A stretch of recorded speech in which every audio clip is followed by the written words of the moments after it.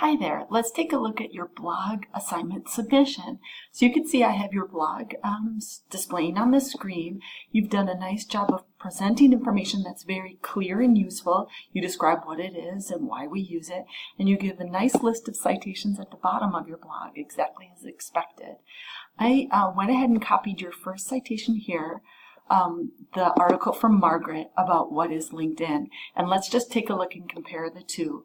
So Margaret starts out with LinkedIn is a social networking site designed specifically for the business community, so on and so forth.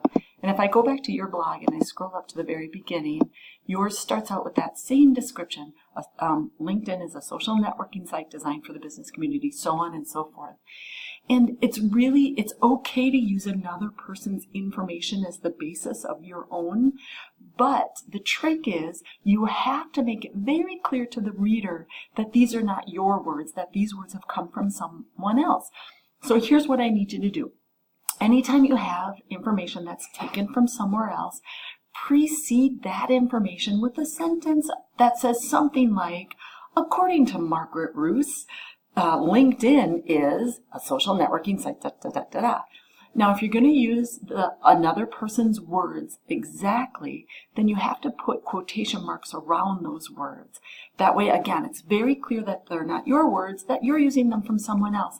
And it's fine if you're not comfortable putting them into your own words. It's fine to use someone else's words. You just have to make it very clear to the reader who is the original author. Okay, so use quotation marks, and then that's any time you're using exact wording from someone else, and it's also any time that you're using 40 words or less. The exceptions are, if you're using more than 40 words, then you need to put their words on a new line and indent them so that it's just visually easy to see that those are someone else's words. Okay, the other exception is if you're going to use someone else's words, but not exactly. You're going to use them for the majority of your statement.